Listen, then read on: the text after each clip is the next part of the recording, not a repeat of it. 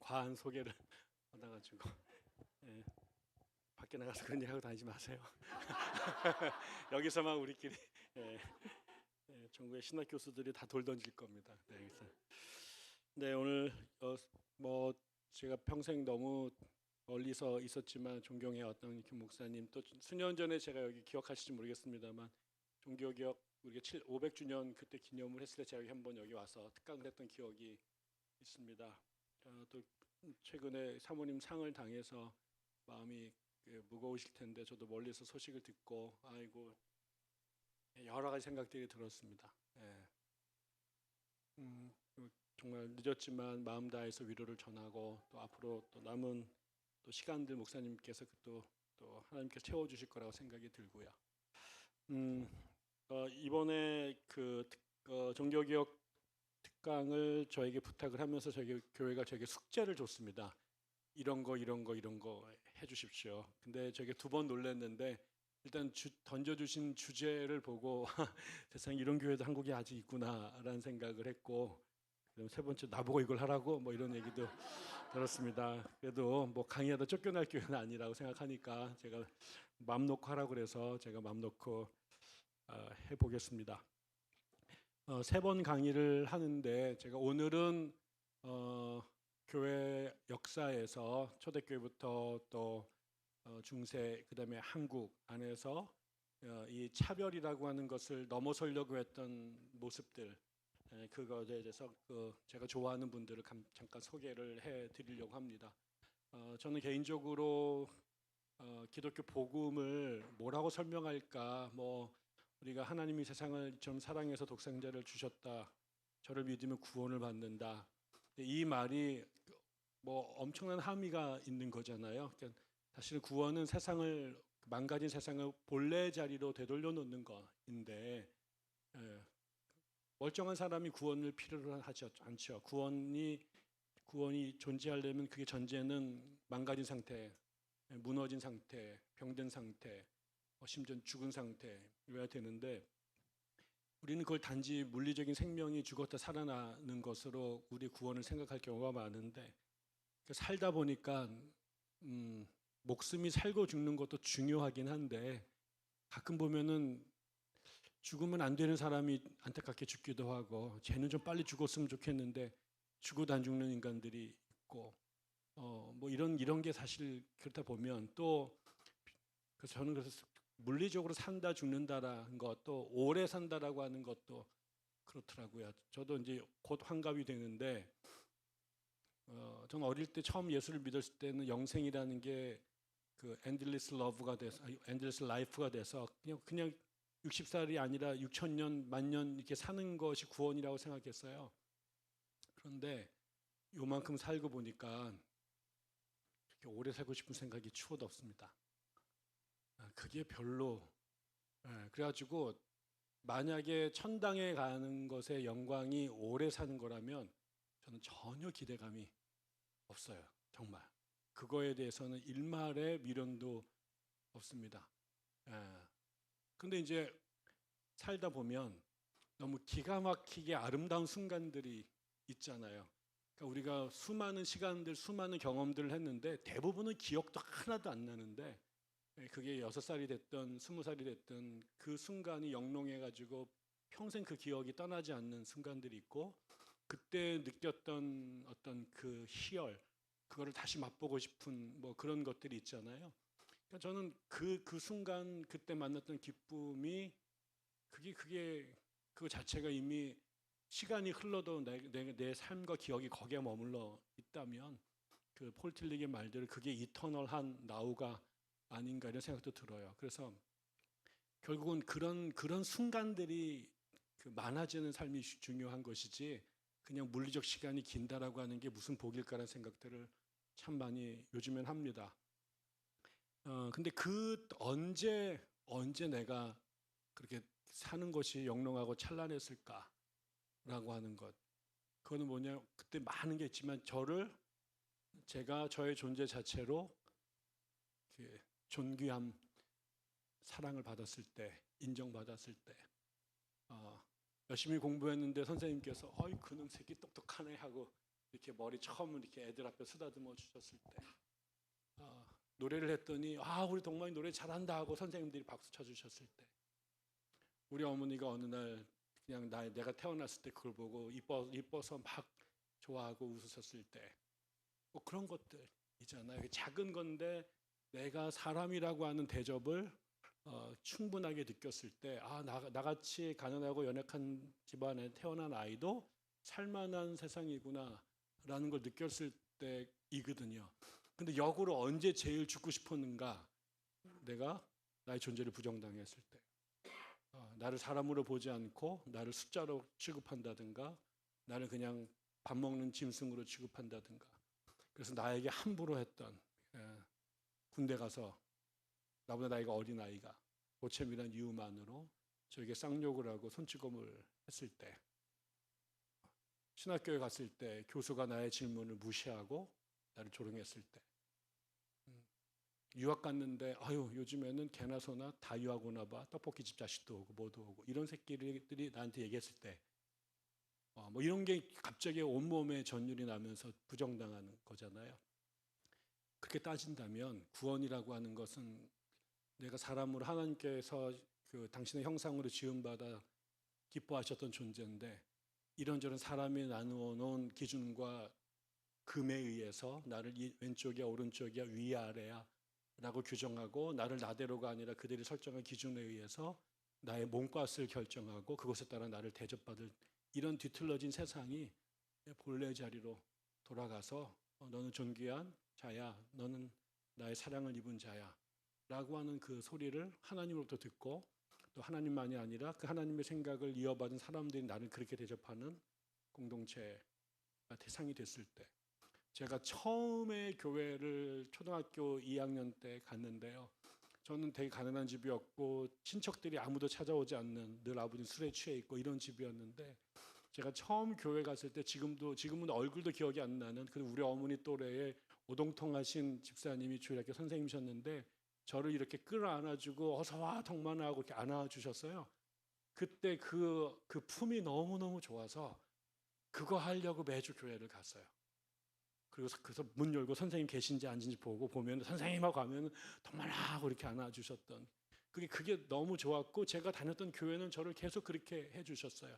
집에 가면 초라하고 울상이고 집에 들어가기 싫은데 교회 가면은 제가 사람 대접받는 것 같고 존귀하게 여기고 저를 니네 아버지가 뭐 하시는지 묻지 않았고 어느 집에 사는지 묻지 않으셨던 것 그게 저는 저에겐 구원이었던 거죠.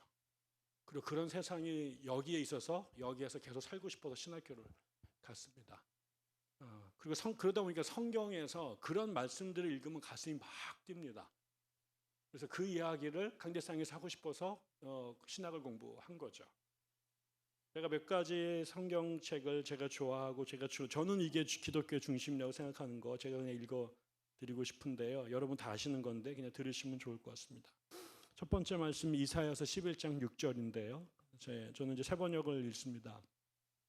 그때에는 이리가 어린 양과 함께 살며 표범이 새끼 염소와 함께 누우며 송아지와 새끼 사자와 살찐 짐승이 함께 풀을 뜯고 어린 아기가 그것들을 이끌고 다닌다.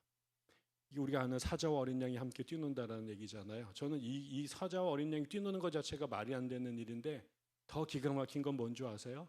사자가 어린 양의 친구가 되기 위해서 사자가 풀을 뜯어먹는 법을 배웁니다. 저는 이게 제 인생을 바꾼 말씀이에요.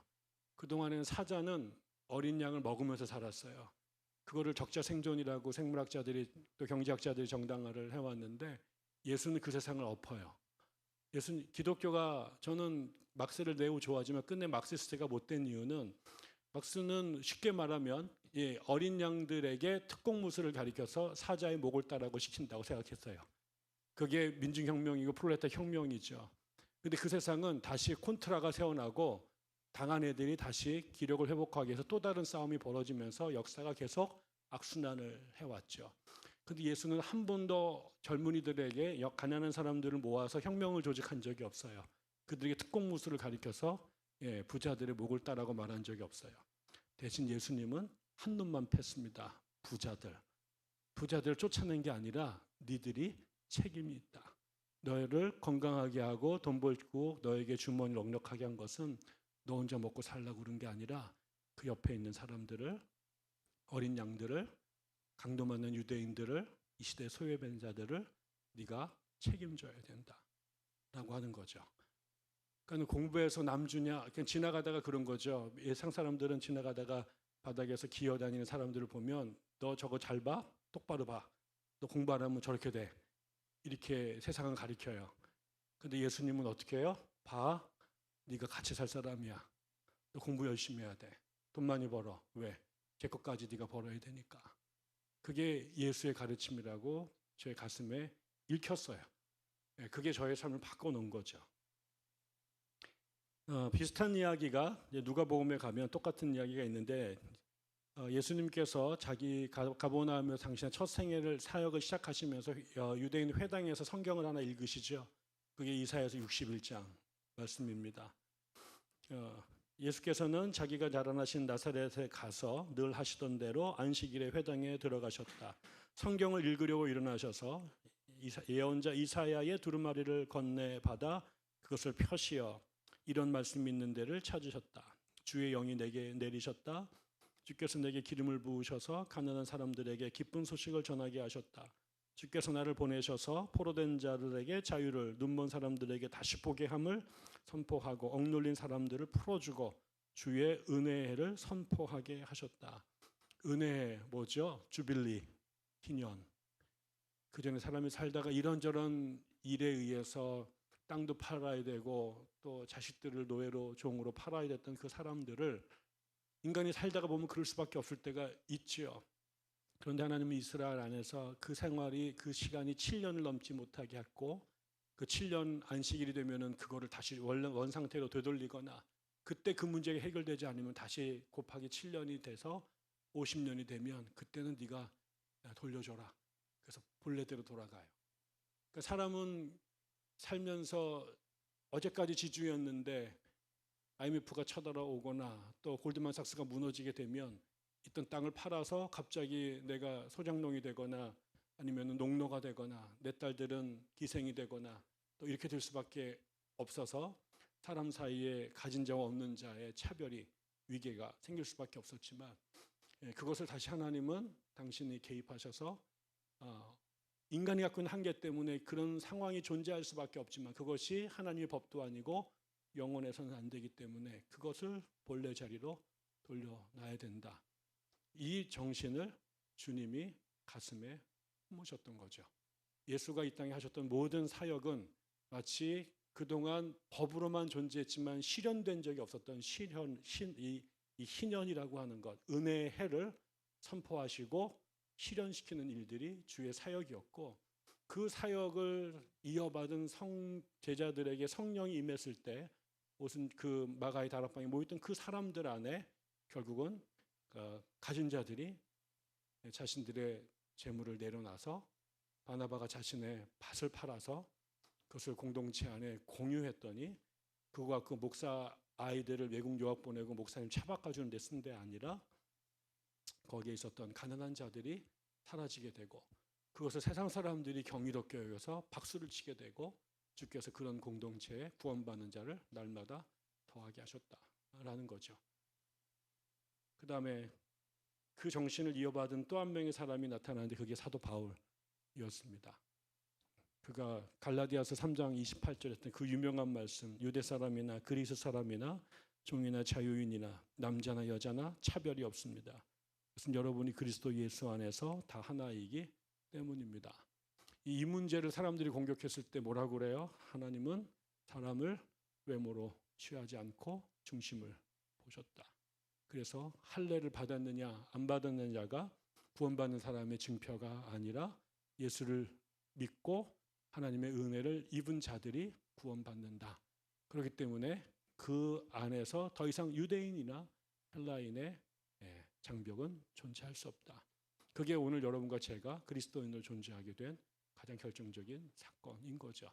저는 이게 기독교를 구성하는 수많은 가르침과 주장들 가운데 저는 가장 중요한 것이었다.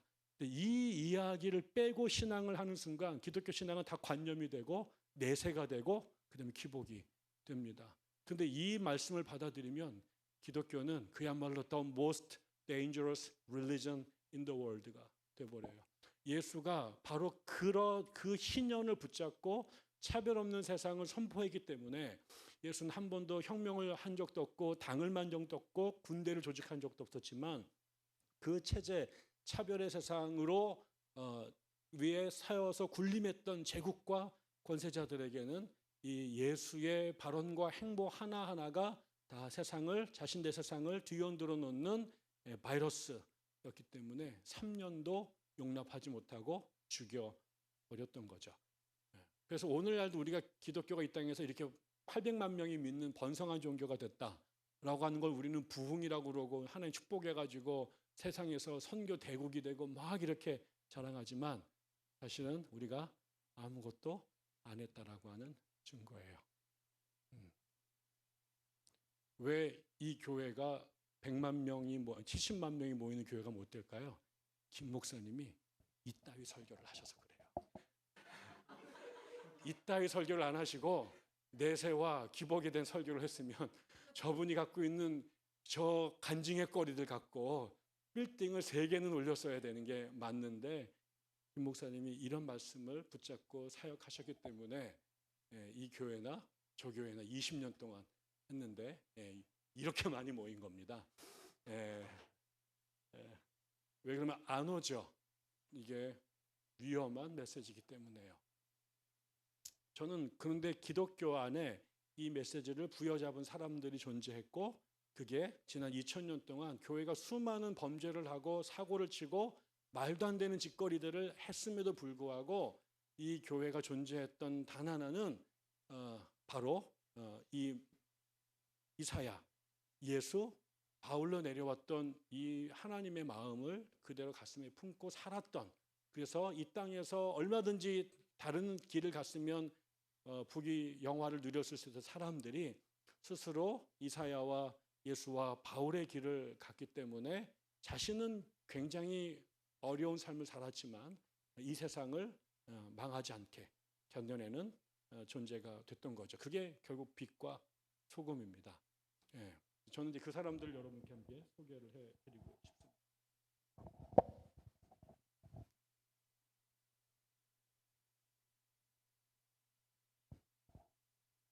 일을 해야지 화면이 나올.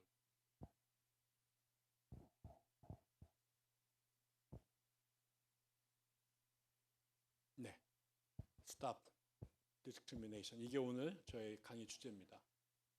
저런 사람들이 예수 믿는 사람들 안에 있습니다. 먼저 초대교회에 대한 얘기를 해볼게요. 로드니 스타크라고 하는 제가 좋아하는 종교사회학자가 있는데 그 사람이 The Rise of Christianity, 기독교의 발흥이라고 하는 책을 썼어요. 한국말로 번역됐습니다. 엄청 재밌습니다. 꼭 한번 읽어보시면 좋을 것 같고요. 근데 거기에서 이 사람이 로드니 스타크가 그 평생 고민했던 거는 이 사람 원래 뭘 연구하냐면 미국에서 신종교들, 뭐 몰몬이라든가 여호와 증인이라든가 어드벤티스트 같은 이런 종교들이 어떻게 이미 천주교나 아니면 청교도들 같이 오랫동안 털을 딱 잡고 있는 그런 종교 문화 속에서 그들보다 100년에서 200년 뒤에 나온 이 작은 종교들이 살아남아서 글로벌 릴리전이 됐을까를 연구하는 사람이에요. 근데 그 사람이 그거를 1세기 기독교의 출현과 생전과 번영에다가 집어넣었어요. 왜냐하면 미국에서 지금 그런 기존 종교가 막강한 곳에 몰몬이 1800년대 중반에 후반에 튀어나와서 지금까지 이렇게 살아남을 수 있었던 그 상황보다 더 열악한 게 초대 기독교의 상황인데 어떻게 그게 살아남았을까? 사람들은 뭐 성령께서 역사하셔서 하나님의 기적으로 뭐 이렇게 말하면 할 말은 없는데 이 사람은 이제 사회학자니까 사회학적 방법으로 그걸 분석했어요. 그리고 이 사람이 내렸던 아주 중요한 것은 이 사람 막스 베버라고 하는 종교사회학자의 영향을 받았는데 그 막스 베버는 그 소위 말하는 합리적 선택 이론이라는 걸 주장했대요. 그래서 우리가 어디 나가서 핸드폰을 하나 사더라도 그냥 침 튀어가지고 사는 사람 없잖아요. 가성비 다 따져서 매장 다 뒤져보고, 그러니까 우리 딸 애들이 어린 줄 알았는데 어느새 커가지고 이제 우리보다 이런 거 더 잘하니까 데리고 가면요 2시간도 더 걸려요. 저는 막 미쳐버릴 것 같아요. 저는 그냥 가서 맨 앞에 있는 거 사가지고 오거든요. 근데 이 아이들은 이거를 2시간 넘어서 그 업장의 매니저가 정말 약 올라가지고 그럴 정도로 따져요. 그래서 고르죠. 내가 좋아하는 취향, 기능, 그다음에 갖고 있는 돈 이런 걸 다 따지죠. 그거를 우리가 합리적 선택이라고 불러요. 종교도 우리의 운명이 결정되는 중요한 문제인데 이거를 그냥 선택하는 사람은 없다라는 거죠. 특별히 사람들이 싫어하고 박해하는 상황에서 그 종교를 선택하는 사람은 천사거나 바보거나 둘 중에 하나죠. 근데 바보들의 종교는 아닐 터이니 그러면서 이 사람이 왜 어떻게 초대교회의 이교도들이 그렇게 사람들이 싫어하고 혐오하고 심지어 국가가 박해하는 종교를 선택했을까? 이거를 이 사람이 처음으로 리저너블하게 말이 되게끔 설명을 했어요. 그래서 제가 이 사람을 엄청 좋아하게 됐습니다. 그 사람이 쓴 그 책에 몇 가지가 나오는데 그 사람 한 8가지 정도의 이유를 제시를 해요. 근데 그 중에 제가 2가지만 오늘 주제와 관련해서 말씀을 드리고 싶어요. 하나는 초대교회가 사람들에게 그걸 감동시켰던 가장 중요한 것은 그 전에 그 당시에 엄청나게 많은 종교들이 로마 제국하에 있었습니다. 로마가 전 세계의 중심이었고 그래서 전 세계 모든 사람들이 로마로 가려고 했고 이민 가면서 혹은 유학 가면서 장사로 가면서 자신들의 문화와 종교도 가져갑니다. 저는 이제 미국 종교사를 전공했는데 미국은 전 세계 이민자들로 구성된 나라잖아요. 한 번은 그 제가 존경하는 그 서울의 한국의 모 대학 총장님이신데 저희 두루대학 동문이셨어요. 근데 그분이 안식년이어가지고 한국에서 학교로 오셨는데 도서관에서 제가 딱 만났습니다. 저는 그분을 아는데 그분은 저를 전혀 모르죠. 근데 이제 제가 이제 인사를 드렸더니 뭐 하다가 자네 뭐 공부하나? 그래서 제가 미국 종교사 공부합니다. 그랬더니 그분이 첫 마디가 너무 협소하지 않나? 근데 내가 이 사람 공부 안 하는 사람이에요. 미국은요 전 세계에 있는 모든 인간들이 다 있을 거 가지고요 전 세계 모든 종교가 다 있습니다. 한국보다 곱하기 몇만 배 많은 종파들과 종교들이 공존해요. 미국 종교에서는 공부하는 게 인간적으로 불가능합니다. 어디다 대고 뭐 200년밖에 안 됐으니까는 짧고 뭐 한 대륙이니까 그런 생각했는데 이 양반이 한 번도 이쪽 관련된 책을 읽어본 적이 없구나. 마찬가지죠. 그게 똑같이 로마도 그랬습니다. 근데 그때 사람들을 움직였던 것은 2가지가 있는데 그 중에 하나 대표적인 것이 첫 번째가 고통과 금유래요. 이게 로마는 그 당시 로마의 도시가 있는데 14개의 디스트릭트로 나눠져 있었답니다. 근데 물론 나중에는 바뀝니다만 초창기에 로마는 이게 집들이 닥치닥치 붙어 있어요. 여러분 유럽 가시면 집들이 다 이렇게 붙어 있잖아요. 이게 아파트예요. 아파트는 지금은 강남에 좋은 데 살지만 그 당시 아파트는 서민들이 사는 거고 부자들은 교회의 맨션에 살았습니다. 근데 이게 가난한 서민들이 사는 동네예요. 근데 잘 보세요. 이 당시는 아직 콘크리트와 철근이 개발되기 전이에요. 화로도 없어요. 그러니까 진흙과 나무로 집을 짓습니다. 그럼 이게 한 5층 정도 돼요. 근데 여러분 잘 보세요. 가난한 사람들이 살 때 여러분 여기에 이게 엘리베이터가 없습니다. 상하수도 시설 이런 거 없어요. 근데 5층이에요.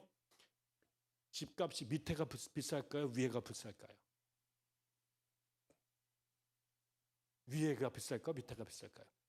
밑에가 비싸겠죠. 엘리베이터 없어요. 여러분 5층도까지 걸어 다녀보세요. 2번째, 그러면 밑에가 비싸니까 부자들이 밑에 살고 상대적으로 가난한 사람들이 위에 살죠. 그러면 부자들이 애를 많이 낳나요? 가난한 애들이 애를 많이 낳나요? 희한하죠? 흥부가 많이 났어요? 놀부가 많이 났어요? 희한해요. 아니 없는데 이렇게 또 금술은 좋아요. 그래가지고 애를 많이 낳습니다. 그러면 어떻게 돼요? 아파트 5층에 사람들이 사는데 밑에는 사람들이 얼마 안 사고 위로 갈수록 점점 많이 살아요. 끊임없이 아파트 붕괴 사고가 벌어집니다. 로마 시대 가장 심각한 문제는 아파트 붕괴 사고예요. 2번째, 이게 붙어 있어요. 집들이 나무로 돼 있어요. 그 다음에 굴뚝이 아직 발명되지 않았어요. 그러니까는 겨울에 추우니까 여러분 어떻게 해요? 화로를 씁니다. 이 화로가 관리를 잘하면 괜찮은데 이게 만에 하나 잘못하면 불이 너무너무 자주 나고 그러니까 불덩이를 안고 사는 거니까요. 그래서 이게 로마의 대화재가 주기적으로 벌어집니다. 기독교의 최초의 박해도 66년에 로마의 대화재가 나서 14개 중에 11곳이 전소가 됩니다. 그때 네로가 코너에 몰리니까 그 죄를 기독교인한테 뒤집어 씌워요. 왜 그러면 살아남은 세계가 유대인들과 기독교인이 살던 하필 그런 지역이었거든요. 이런 것들이 화재가 계속 났죠. 그리고 또 하나가 뭐냐, 화장실이 없어요. 그러니까 어떻게 돼요? 여러분 5층에 사는 사람들이 매번 밑에 내려와가지고 공중변호사 쓰기가 어려우니까 가정 필수품이 요강입니다. 그 요강도 쌀 땐 좋은데 이거 갖다 비우고 와야 되잖아요. 겁나 귀찮습니다, 여러분. 이거 특히 겨울에. 그러면 여러분 어떻게 처리할까요? 딱 느낌 딱 오시죠? 네, 우리가 생각하는 거. 그래서 실제로 그 당시에 나온 글에 의하면 오늘도 야밤에 어디 지나가다가 홀랑 뒤집어 썼다. 네. 그럼 이게 여러분 뭐가 될까요? 이게 이 대소변이 정화되지 않은 상태에 막 뿌려 다닙니다. 이게 수인성 전염병을 계속해서 유발합니다. 그래서 로마 사회에는 아직 국가의 일체의 어떤 그런 것들이 없는 상태에서, 국가의 복지 시스템이 없는 상태에서 계속해서 불이 나요, 아파트 붕괴 사고가 나요, 그다음에 주기적인 유행병이 돌아요. 다시 말하면 사회적 재난을 당한 이재민들이 끊임없이 벌어집니다. 죽거나 장애를 입거나 아니면은 병에 걸리거나. 근데 아직 국가가 사회복지 시스템을 갖추지 않았기 때문에 이런 사람들을 그냥 방치할 수밖에 없어요. 그다음에 전쟁도 꽤 많았고 군대 끌려가 나가서 죽거나 다친 사람들도 수없이 나옵니다. 그러니까 이런 사람들이 지금처럼 국가에서 뭐 의료보험 제도가 있거나 아니면은 뭐 그다음에 그 뒤에 병원에 보내주거나 아니면은 복지시설에 수용하는 게 없었어요. 가끔 황제나 귀족들 중에 착한 사람이 나오면 자기 갖고 있는 재산을 털어서 사람들에게 쌀도 주고 이런 경우는 있었지만 그거를 제대로 하는 사람들이 없었습니다. 그러니까 상대적으로 가진 사람들은 이런 것에서 안 살아요. 왜? 아파트에 안 사니까 일단. 그러니까 이 아파트에 살기 때문에 벌어진 수많은 위험과 불행으로부터 원천적으로 분리되어 있습니다. 근데 가난하기 때문에 여기 살고 그러다 보면 여기를 계속 이 죽음을 안고 살 수밖에 없는 사람들이 있었던 거죠. 근데 여기에 아무도 관심을 갖지 않았고 그걸 팔자라고 생각했고 운명이라고 생각해요. 그런데 무슨 문제가 벌어지느냐? 교회가 이런 일을 합니다. 여기 테르툴리아누스라고 유명한 그 카르타고 교부가 쓴 글인데 이렇게 나옵니다. 한번 여러분 보이세요? 네, 한번 읽어보겠습니다. 시작. 몇몇 사람들은 오늘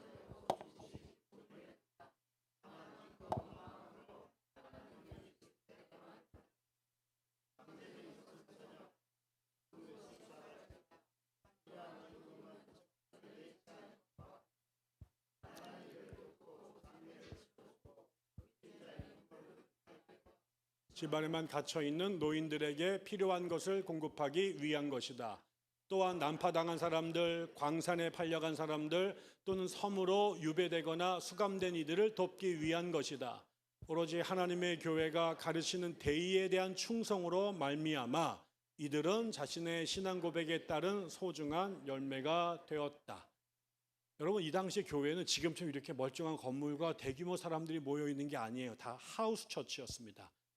그러면 이게 중랑구의 교회 하나, 그다음에 서초구의 교회 하나, 그게 가정집에 기껏해야 10명에서 많아야 30명 정도가 모이는 게 초대 교회였습니다. 근데 그 교회가 예배를 드리는데 4가지로 구성돼요. 첫째가 캐리그마, 말씀을 선포하는 것이고, 두 번째가 디다케, 말씀을 풀어주시는 거고, 세 번째가 코이노니아, 식탁 교제를 하는 것이고, 마지막에 디아코니아, 봉사를 하는데 이 봉사와 관련된 있어 되게 중요한 것 중에 하나가 교회가 헌금을 했어요. 근데 그 교회는 지금처럼 교회 건물 운영하거나 목회자들 사례비로 쓸 이유가 없었어요. 그 당시에는 다 자비행이었고 건물이 없었기 때문에. 근데 그 돈을 어디다 쓰느냐? 그 헌금이 바로 여기에 있는 구제 기금으로 쓰여진 거예요. 근데 그래서 그 당시에 온갖 이유로 병들거나 감옥에 가거나 굶주린 사람들에게 나눠주기 위해서 교회가 헌금을 했다는 거죠. 그러니까 헌금의 목적이 지금하고 완전히 다릅니다. 지금은 헌금이 대부분이 교회를 운영하기 위해서 쓸 수밖에 없어요. 그게 우리 현실입니다. 근데 초대교회는 그런 목적으로 헌금한 게 아니라 나와 상관없는 이웃들과 우리 멤버들의 고통을 덜어주기 위한 재정적 지원금으로 그런 기금으로 쓴 거죠.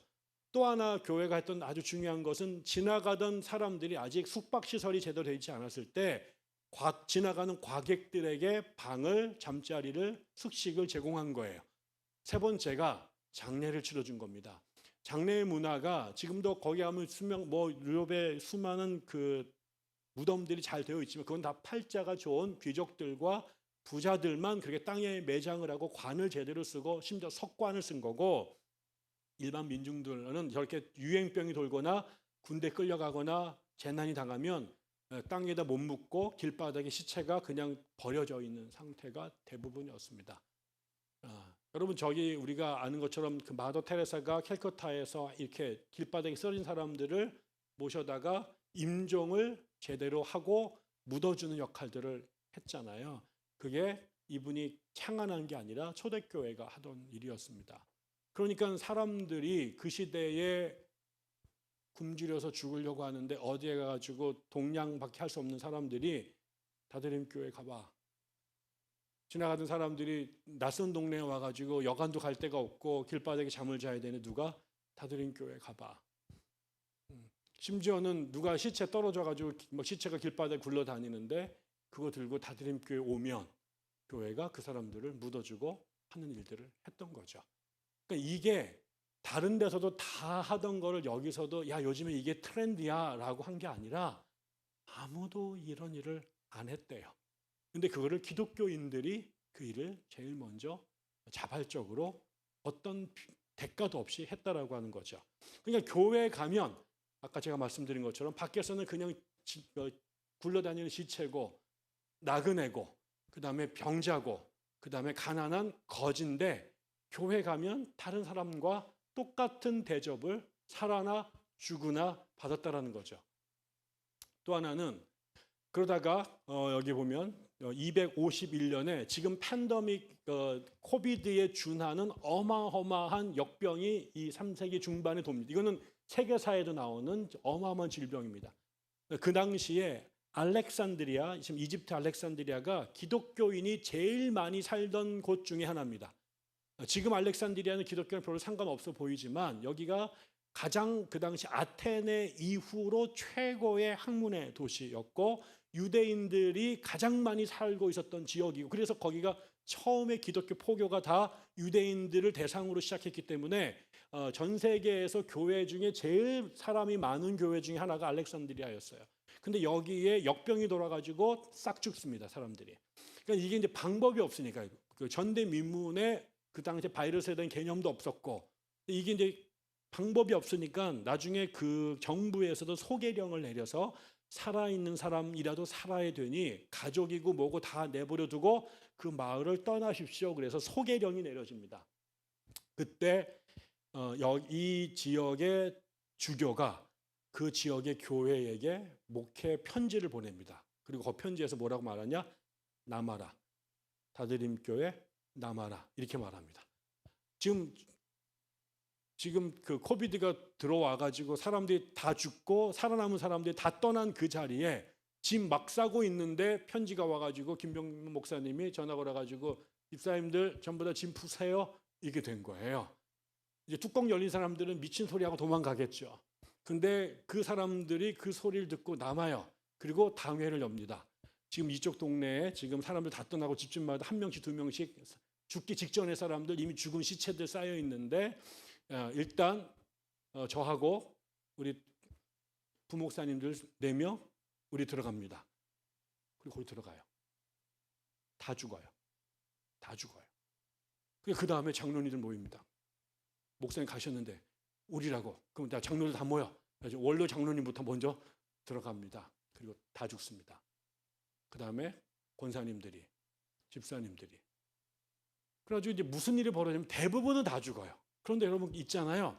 꼭 비행기를 타가지고 비행기가 이렇게 떨어져가지고 300명이 죽었는데 꼭 2명 살아요, 여러분. 심지어는 이 코비드 같은 게 확 돌아가지고 다들 죽는데 그 중에 희한하게 설명할 길이 없는데 안 죽고 살아남는 사람들이 꼭 0.001% 있어요. 그럼 이 사람들 어떻게 돼요? 면역이 생기죠. 이 사람들이 살아남아서 동네를 뛰어다니면서 사람들을 뒤치다거리를 하는데 대부분은 죽어요. 그런데 그 중에 어떤 사람들은 물 한 모금만 먹여도 혹은 미음 한 모금만 먹여도 기운이 생겨서 면역이 증가해서 사는 사람들이 생겨나는 거예요. 그래서 이게 2달 정도 어마어마하게 사람들을 거의 뭐 3분의 2 정도를 죽이는 일이 벌어졌고 2달이 지나서 그 마을 사람을 떠나갔던 사람들이 고향으로 돌아왔죠. 그리고 당연히 다 죽었을 거라 생각했는데 그중에 가정마다 동네마다 몇 사람들이 살아난 거예요. 그래가지고 어떻게 된 거야? 라고 물어봤더니 하드림 교회 목사님네들이 와가지고 우리 뒤치다거리 해줬다. 이렇게 된 겁니다. 어떻게 됐을까요? 살아남은 사람들 마을 전체가 교회 나오기 시작을 했다라는 거죠. 국가도 버리고 형제도 버렸던 사람들을 피 한 방울 섞이지 않은 사람들이 그리스도의 가르침이라고 하는 이유 하나만으로 강도 만난 그를 선한 사마리아인들이 도와줬던 그 말씀을 문자 그대로 실천한 거죠. 사람들은 사마리아인이니까 버리고 유대인이니까 등 돌렸는데 여기에서는 그런 개념이 전혀 무의미해졌던 거예요. 그거를 한 유일한 사람들이 예수쟁이들이었다라는 겁니다. 그 다음이 되게 중요한 게 여성 문제입니다. 그 당시 여성은 지금의 사회적 약자를 가장 상징하는 존재였죠. 우리나라도 마찬가지입니다. 우리나라도 지금도 어느 교단에서는 여자들 일하고 하는 이유만으로 목사 한 수를 안 주잖아요. 여기도 그렇습니까? 전 나갈 거예요, 저는요. 그러니까 이유가 안 됐대. 여자가 대통령이 되는 시대가 됐는데 똑같이 시험 보고 들어와가 등록금 다 내고 공부 다 하고 학점 다 뛰었는데 여자라는 이유만으로 안수를 안 주는 세상이 지금도 존재한다고요. 그런데 이게 2000년 전에 로마는 그거보다 더 했어요. 여기도 아주 가부장적인 사회고 남존여비가 아주 심각했습니다. 심지어는 결혼을 했는데 결혼하고 나서 그 로마 사회의 아주 심각한 문제 중에 하나가 뭐냐면 남아 선호가 너무 심해서 아기가 태어나면 그 남자 아이들은 그대로 다 살리는데 여자 아이들은 이게 무용지물이에요. 그 당시에 또 결혼에는 지참금 제도가 있었어요. 딸 나면은 시집 보내면서 돈까지 줘야 되는데 이게 아버지들한테는 수지타산이 안 맞는 거죠. 그래서 영아살해가 아주 만연했답니다. 로마 사회에. 그래서 근데 이 여자 아이를 죽일 거냐 살릴 거냐를 누가 결정하냐면 엄마는 전혀 보이스가 없고 아버지가 결정을 했다는 거죠. 근데 그중에 아빠가 약간 소프트한 사람이면 딸 때문에 그냥 살려주는 분도 있었지만 웬만한 집들은 웬만하면 다 죽였다는 거예요. 그런데 교회는 일체의 살인을 죄라고 했고 영아살해도 동일하게 성인들을 죽이는 것만큼 죄로 규정했기 때문에 예수쟁이 가정에서는 영아살해를 상상도 하지 못했습니다. 숫자가 적었어요, 교회가. 그런데 거기는 그것을 했죠. 그래서 어떻게 돼요? 이교도 집안은 세월이 지나갈수록 여자가 사회에서 모자라요. 남자만 디립대 놨고 여자를 죽여버리니까. 근데 저쪽 동네는 뭐예요? 남녀가 숫자가 이분하게 같이 존재합니다. 이게 이제 이걸 더 부추긴 게 뭐냐면 낙태 문제입니다. 아까처럼 그 영아 살해를 한 것 이전에 원하지 않는 임신을 하는 경우들이 많았어요.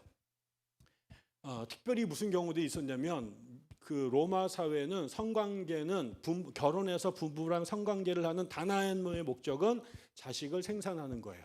여기에 성적 쾌락이 기입되면 이거는 불경하고 더러운 거라고 취급했어요. 그럼 그 연애 감정이 없나요? 그럴 수 없죠. 그거는 누구랑 해요? 걸프렌드, 창녀. 그래서 매운꿀이 존재했던 것이고 그 다음에 연애는 다른 사람하고 하는 거예요. 그런데 여기에서 애가 생기면 안 돼요. 이건 아주 복잡해지는 문제거든요. 근데 그 당시에 무슨 뭐 콘돔이 있는 것도 아니고 뭐 이러다 보면 애들이 여기서 일리걸 자식들, 사생아들이 태어나는 거죠. 그러면 어떻게 하겠어요? 지워 이렇게 되는 거예요. 근데 그 당시에 지금도 아이를 낙태하는 거, 임신 중절하는 게 위험한 건데 2000년 전에 OBGYN의 테크닉이 그렇게 좋았을 리가 없잖아요. 그래서 제가 여기다 그대로 인용하려다가 이거 너무 디스커스팅해서 제가 못 썼습니다. 거기 실제 다 나옵니다. 근데 그거 하다가 자궁에서 갈코리로 애를 잡아가지고 끄집어냅니다. 그러다 보니까 애도 잡다가 엄마도 엄청나게 죽었어요. 심지어는 살아나더라도 자궁이 상처를 입어서 영구 불임이 되는 경우들이 태반이었던 거죠. 그 고통은 상상할 수가 없잖아요. 그때 무슨 뭐 지금과 같은 마취과 의사가 있었던 것도 아니고. 그러니까 이렇게 해서 아기도 죽고 엄마도 죽거나 장애를 입는 경우들이 속출을 했던 거죠.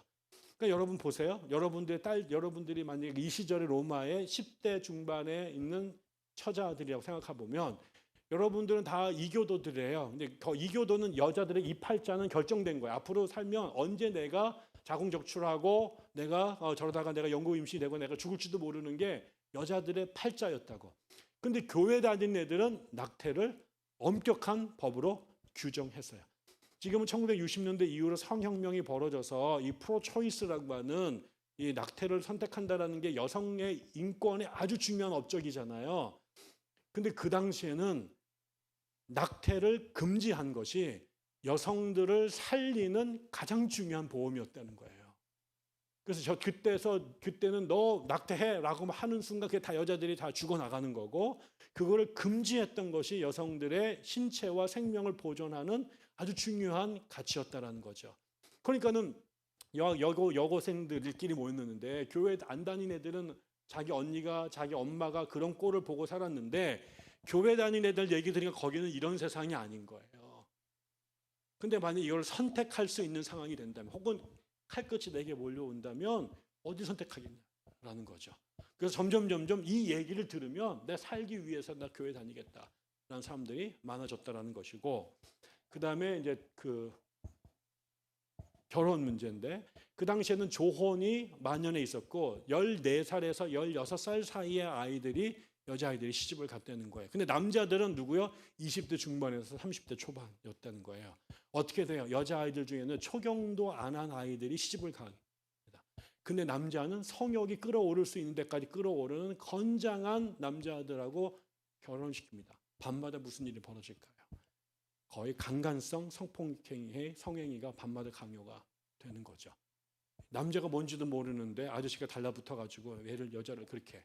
그러니까 이런 소문이 나고, 실질적으로 이렇게 되면서 세월이 갈수록 아까 말씀드린 무슨 생각이 되냐면, 내가 선택할 수만 있다면 여자들이 교회를 다니기 시작했다라는 거예요. 그래서 그 당시도 그렇고 지금도 그렇고 교회 압도적으로 자매님들이 많이 나오는데, 그 많이 나온 게 여자들이 남자보다 종교심이 영성이 뛰어나서가 아니라 살기 위해서 나왔다라는 거죠. 밖에 가면 이게 정글인데 교회 가면 여기보다 안전한 공간이 없었다라는 거예요. 그냥 첫째로 여기 가면 살아요. 두 번째, 그러면 이제 그게 밖에 나가면 소문이 날 거 아니에요. 그럼 시집갈 나이가 된 친구들이 이런 이야기를 들으면서 내가 저쪽 애들하고 결혼하겠다라고, 아니, 저쪽으로 가겠다 그러고, 그러면 거기 간 사람들은 자기들끼리 결혼하죠. 교회 안에서. 그러면 교회 안에는 그게 제일 안전한 세팅이에요. 그런데 또 그 안에서 선택 못 받을 수도 있잖아요, 서로가. 근데 이쪽 동네가 심각해집니다. 왜? 그럼 여기는 갈수록 여자아이들 죽이죠. 상처 나서 임신을 못하는 사람들이 늘어나죠. 그 다음에 여기서 시집 안 가려고 그러죠. 그러니까 이게 이교도들 안에는 남자가 과도하게 많아지고 자매 품귀 현상이 벌어집니다. 그럼 거기도 일단 자기들끼리 결혼하는데 거기서 밀린 사람들 있잖아요. 그럼 이 사람들이 세컨 초이스를 어디서 하냐? 자기들이 싫어했던 예수쟁이들 안에 거기가 자매들이 남아있는 거예요. 우리나라의 농촌 총각들이 동남아 자매님들을 모시고 왔잖아요. 이때 우리가 걱정하죠. 왜? 그 친구들 중에 상당수가 무슬림인 거예요. 그럼 이게 결혼하게 되면 넘어갈 거를 걱정하죠. 왜? 지들이 해봤거든요. 언제? 그래서 이교도 남자가 독실한 그리스도인 자매랑 결혼하면 일단 50% 확률이 남편이 좋든 싫든 간에 예수쟁이가 될 확률이 50%입니다. 그 다음에 더 확실한 거, 그 자식들. 얘들은 100% 엄마 따라 주일학교 다니게 되어 있는 거죠. 여러분들이 주일학교가 그렇게 구성된 거 아닌가요? 네. 이게 미국에서도 똑같은 현상이 벌어져서 결국 미국의 아주 유명한 책 중에 하나도 미국 종교의 여성 현상, 여성화, Feminization of American Religion 이런 책이 있습니다. 똑같이 엄마가 교회 신앙의 주도권을 잡고 독실한 자매랑 결혼하게 되면 이 인간이 아주 강렬한 이교도일지라도 마누라의 기도빨과 또 앙탈과 밀당에 의해서 시간이 걸리지 상당 부분 대부분은 교회 나갈 확률이 없고, 그다음에 어린아이들 납치당해가지고 강제 종교교육을 통해가지고 예수쟁이로 성장할 확률이 무지무지 높다라는 게 임상으로 나와 있습니다. 결국은 이제 제가 농담 반 얘기했지만 이 시절에 교회는 그 당시에 가장 차별당하고 생명의 존재 위기에 놓였던 대상에게 가장 마음을 열어서 그들의 생명을 보존해줬던 기관으로 존재했었다라는 거죠. 그러니까 사람들이 기독교에 나와서 성령을 받기도 하고 예수의 가르침에 놀래기도 하고 그럴 수도 있었습니다만 그것은 그 다음 문제고요. 일단 교회 문을 열고 들어오는데 지금처럼 무슨 뭐 여기서 뭐 건빵 나눠준다고 낚여서 들어오는 게 아니라 1세기, 2세기, 3세기의 교회는 여자들이 사회적 약자들이 살기 위해서 도망 나온 안식처, 피난처였다라는 거예요. 그게 우리나라도 똑같잖아요. 우리나라 1세기, 2세기, 3세기에 우리나라 처음 1884년, 5년부터 시작된 개신교 초창기에 교회 나온 사람들이 고아, 과부, 그다음에 창녀, 그다음에 첩 이런 사람들이 교회에 나왔고 그 사람들을 이화, 배제해서 받아들여서 똑같이 공부시키고 그들이 사회에서 백정의 자식이고 그다음에 기생이라고 그렇게 차별받던 사람들이 교회 안에서 선교사들이 동등하게 사람 대접을 했고 심지어 그들에게 미국에서 공부할 수 있는 기회를 줘서 갑오 경장으로 신분제가 철폐됐지만 실제로 그 철폐된 신분제가 법이 아니라 우리 일상으로 내재화되는데 가장 결정적인 역할을 했던 건 바로 교회입니다. 그래서 아버지가 백정이었는데 이 세대가 지나면 아들이 우리나라 최초의 의사가 되는 집안들이 나타나기 시작을 하는 거죠. 저는 이게 초대교회가 살아남는데 성령께서 역사하셨을 때 그 역사가 이런 식으로 나타났다는 걸 기억하셔야 된다라는 겁니다. 다음 중세로 훌떡 넘어와서 중세 말기가 되면 제가 여러분 혹시 들어보셨나요? 바돌로무 데 라스 카사스라는 사람인데 이 사람은 제가 이 교회에서 2000년에 나오는 모든 사람들 중에 제일 존경하는 5손가락 안에 들어가는 사람입니다. 너무너무 위대한 사람인데 우리나라에는 거의 얘기를 안 했어요. 이 사람은 라틴 아메리카를 1492년에 콜럼버스가 라틴 아메리카를 발견하고 스페인과 포르투갈 사람들이 거기에 그 황금을 찾아서 그다음 나중에는 은을 또 사탕수수를 또 노예를 잡기 위해서 이제 식민지를 개척했을 때 여기에 제일 심각한 문제가 뭐였냐면 노예 문제가 됩니다. 우리가 아는 것처럼 이 사람들이 처음에 인도로 콜럼버스가 갔던 건 여러분 다 배우셨겠지만 원래는 이제 이 실크로드가 중앙아시아로 가던 이 길이 이제 이 무슬림들에 의해서 이제 차단이 당하면서 그 길로 갈 수 있는 새로운 항로를 찾아서 인도양으로 그다음에 대서양으로 배를 타고 가다가 콜럼버스가 지금 서인도 제도라고 하는 라틴 아메리카를 쿠바 지역 근처를 이제 발견하게 되죠. 그리고 거기에서 처음에는 황금이 있을 줄 알고 갔는데 황금이 없었어요. 그 동네는. 그러다가 찾아낸 게 뭐였냐면 은이었고 두 번째가 노예였습니다. 그래서 이 사람들을 잡아다가 유럽의 노예로 팔기 시작을 했고 나중에는 거기서 사탕수수, 설탕을 만들기 시작을 했고 그다음에 담배 농사를 짓게 되고 나중에는 이제 미국에서 이제 모카를 만들면서 이제 노예제들이 막 퍼지게 되죠. 그래서 여기에 이제 이거를 위해서 스페인 사람들이 식민지 사람들이 오기 시작합니다. 그러면서 여기에 온 정복자들이 엔코미엔다라고 하는 농장을 만듭니다. 엔코미엔다는 농장을. 이거는 자신들이 거기서 농장을 경영하는데 그 원주민들을 데려다가 얘네들을 복음을 전하고 교화를 시킨다라고 하는 목적으로 이 사람들을 노예처럼 노동력을 사용한 거예요. 근데 그게 인권을 대접한 게 아니라 아주 무자비하게 얘기를 했죠. 그것뿐만 아니라 또 나중에 이 바닷가 지금 카리브해 연안에 진주가 엄청나게 나오는데 그 진주를 채취하는 데는 어린 아이들이 들어가야 된대요. 그래서 애들을 물속에 집어넣었다가 수많은 아이들이 익사를 해서 죽기도 했습니다.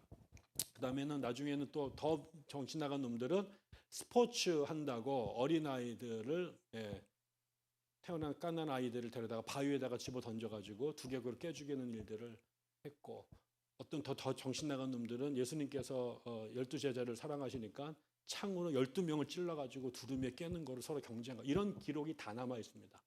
그러니까 이런 일을 하면서 이 사람들이 너무너무 이제 잔혹한 일들 당하는데, 그거는 이제 자기들이 이 라틴 아메리카를 정복하는 거에 대한 뭐 어쩔 수 없이 생긴 부산물 혹은 비극 뭐 원치 않았던 불행이라고 생각하고 그런 일들이 벌어져요. 근데 이제 이때 처음으로 이 지역에 이민 온 사람 중에 한 명이 이 라스카사스가 아버지 따라서 오게 됐습니다.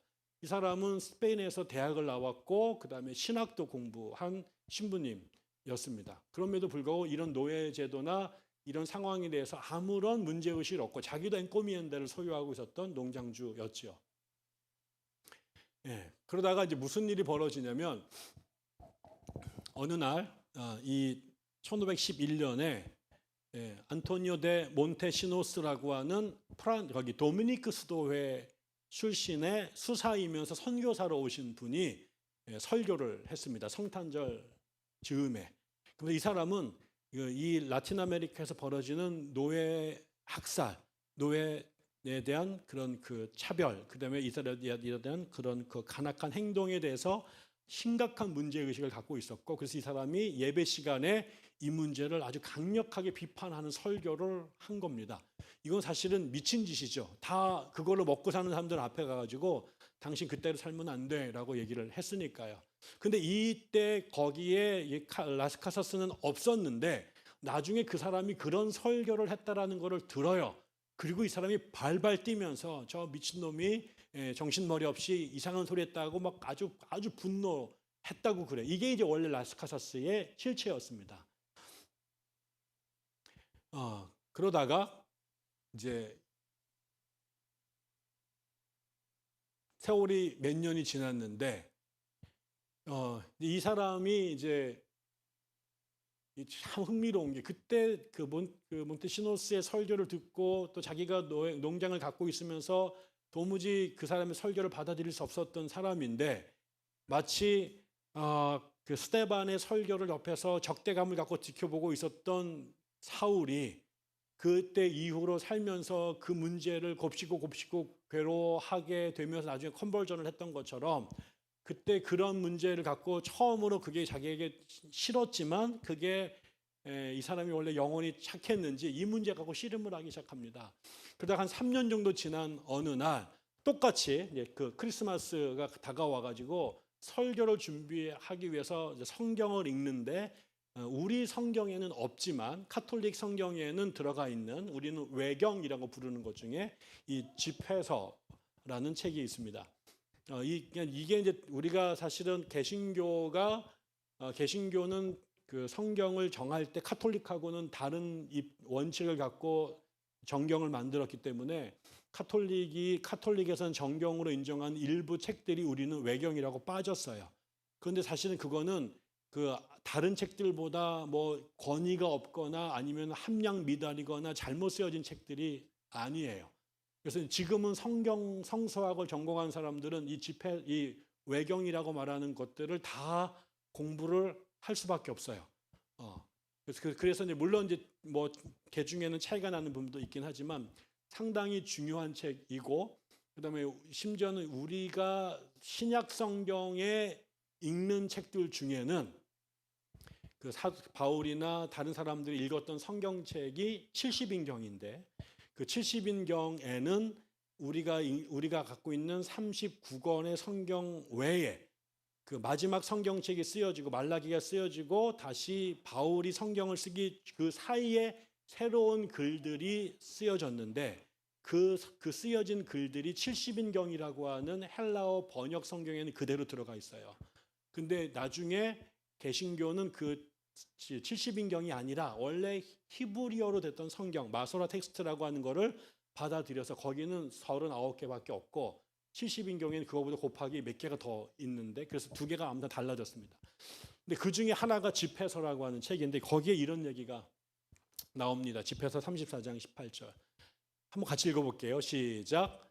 가난한 사람들의 재산을 빼앗아 제물로 바치는 것은 남을 자신의 제물로 바치려고 그 아비 앞에서 죽이는 것과 같다. 가난한 사람들에게 빵 한 조각이 생명이며 그것을 빼앗는 것이 살인이다. 이웃의 살인을 막는 것은 그를 죽이는 것이며 일꾼에게서 뻥값을 빼앗는 것은 그의 피를 빨아먹는 것이다. 네. 뭐 이런 문장을 봐요. 그래서 이 사람이 이거를 보고 엄청나게 충격을 받아요. 이게 말씀이라고 하는 게 참 신기한 게, 누구는 말씀만 들으면 자는 사람들이 있지만 이 말씀이 가끔 우리의 영혼을 툭 건드릴 때가 있는데, 그러면 이거는 핵폭탄보다 중요하잖아요. 그러니까 이 사람은 이 집회서 때문에 인생이 바뀌었습니다. 그리고 나서 뭐 뒤에 이 말이 긴데 결과적으로 무슨 일을 했냐면, 이 사람이 일단 그 충격을 받고 자기 농장에 있는 노예들을 다 해방을 시킵니다.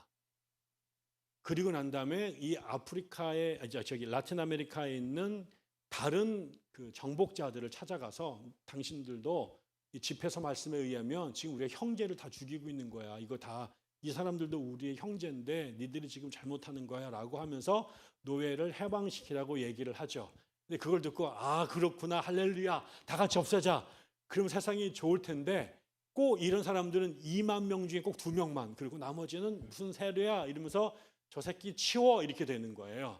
그러니까 오히려 이 사람을 체제에 불순응하는 체제 전복 세력으로 보면서 이 사람이 왕따를 당하고 공격의 대상을 당하죠. 그때부터 이 사람이 이렇게 해서 해결이 안 되는구나. 그래서 스페인 본국에 있는 황제를 만나서 제국의 법을 바꾸려고 뛰어들어요. 그때부터 대서양을 10번 이상 평생 동안 30년 넘게 대서양을 계속 넘어가면서 황제를 만나고, 그래서 황제를 설득해서 제국의 법을 바꾸도록, 그래서 신법, 뉴 로우라고 하는 법을 만들어냅니다. 이게 여러분 지금처럼 뭐 그 칼 타고 스페인 가는 여행이 아니에요. 그 당시에 가려면 기본으로 2달 이상 걸렸고, 대부분의 배들이 걸쭉하면 해적들한테 걸리거나 아니면 폭풍을 만나서 가라앉는 거예요. 그러니까 이거는 그 당시에 대서양을 건넌다라는 거는 지금이 갔다가 마지막이 될 수 있다라고 하는 목숨을 건 항해였던 거죠. 그거를 거의 20번 가까운 배를 탑니다. 그리고 황제를 만나고 그래서 법을 바꿔요. 그래서 법을 바꿔. 그런데 이 법을 스페인에서 바꿨는데, 그 법을 지금 이 라틴 아메리카, 중앙아시아, 중앙아메리카에서 실시를 해야 되는데, 이 법을 여기에 있는 식민지 행정관들이 다 무시를 해버립니다. 그래서 이게 법을 만들어도 집행이 안 되는 거예요. 그것 때문에 나중에 이 사람이 이것 때문에 수없이 반복 얘기를 하고, 나중에는 더 나가서 그걸로 안 되고 그러고 싸우고 있는데, 그 당시에 스페인에서 가장 중요한 대학교의 교수인 사람이 책을 냅니다. 그 책에서 뭐라고 내냐면, 라틴 아메리카 사람들은 사람이 아니다. 그리고 걔네들을 개종하기 위해서는 전쟁과 폭력을 사용하는 것도 가능하다라는 내용의 책을 냅니다. 그래서 이 사람이 이게 가뜩이나 법이 있어도 무용지물인데 이거를 우리가 정당화시키는, 우리로 따지면 서울대학교 철학과 교수가 그런 책을 써낸 거예요. 그리고 이거 그 국가는 너무 좋죠. 식민지에서 노예제도를 운영하는 사람들, 이거는 자기들에게 신이 내린 정당화잖아요. 이 책을 출판하려고 하는데 그거를 막기 위해서 다시 날라 들어갑니다. 그리고 그 사람과 제국의 수도 바야돌리드라고 한 도시에서 세기의 논쟁을 벌이게 되죠. 근데 둘이 맞붙어 나갔다간 칼불이 날 것 같으니까 월요일 날 라스카사스가 하고, 그 다음 날 그놈이 와가지고 하고, 이래가지고 자기들이 떠들고, 그거를 신문관들이 이날 얘기도 듣고 그날 얘기도 들어. 근데 결국은 그 재판은 무승부로 판결이 되죠. 결국 이게 나중에 이 사람이 이런 일들 하다가 나중에 너무 열받아서 계속, 그러니까 그 황제가 안타까워서, 그래 너 그러면 내가 너 그 지역에 내가 주교로 너 삼아줄게. 내가 사람 줄 테니까 가서 네가 그 사람들을 위한 안전한, 이게 다 도시를 바꿀 수는 없으니까 그런 사람들 데리고 네가 공동체를 해서 거기서라도 걔네들하고 살게 좀 하자라고 해서 돈도 주고 사람도 주고 신부님들도 보내가지고 거기에 파송을 합니다.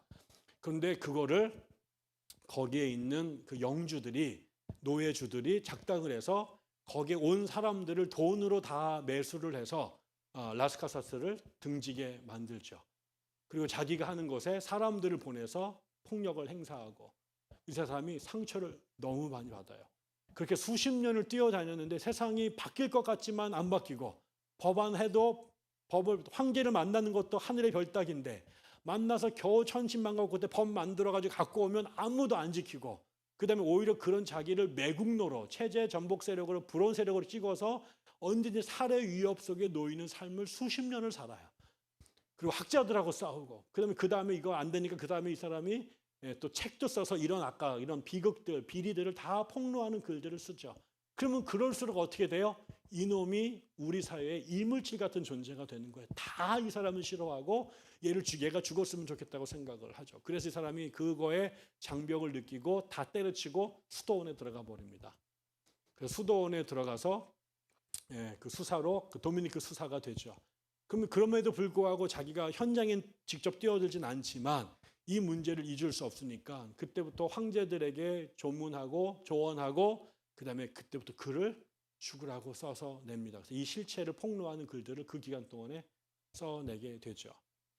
나중에 이제 스페인에 와가지고 죽어요. 오랫동안 스페인에서 라스카사스는 민족의 영웅이 아니라 우리가 이완용을 바라보는 것 같은 존재로 취급을 받았습니다. 그래서 매국노의 전형으로 모든 사람들이 국가 이익에 정면으로 반대한 국가 산업에 반대하는 놈으로 그렇게 오해 속에 살죠. 그렇지만 세상이 지나고 나니까 이제 그들도 사람으로 보기 시작하고 인권이라는 개념도 생각해 보냐. 그때서야 야 우리도 이런 사람이 있어 라고 라스카사스를 끄집어내서 팔아먹기 시작을 한 거죠. 지금은 교회 역사에서 최초의 인권 운동가로 알려져 있고요. 특별히 라틴 아메리카의 해방 신학을 연구하는 사람들에게는 자신들이 추구하는 라틴 아메리카의 이 어려운 민중들을 해방하려고 했던 가장 최초의 위대한 선각자로 부각이 돼서 지금은 그 라틴 아메리카 카톨릭 교회가 가장 존경하는 성인으로 추앙을 받기 시작을 한 거죠.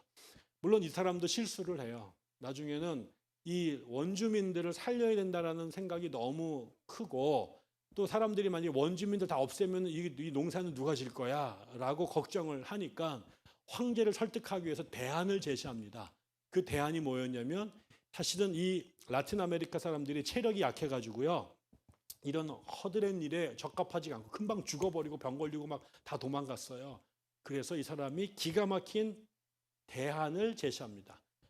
이게 서아프리카의 흑인 노동자들이에요. 걔네가 몸도 세고 잘 안 죽고 괜찮습니다. 라고 그 대안을 제시해요. 그게 서아프리카가 박살이 나는 시발점이 돼요. 나중에 그걸 깨닫고 아니야 내가 잘못했어 라고 말했지만 이미 아프리카 애들 노동 맛을 본 사람들은 땡큐 이러고 나서 사람들 다 잡아다가 그 일을 하게 돼서 아프리카 사람들한테는 또 천일공노할 빌미를 제공한 사람이 돼버린 거예요. 참 인생 어렵죠.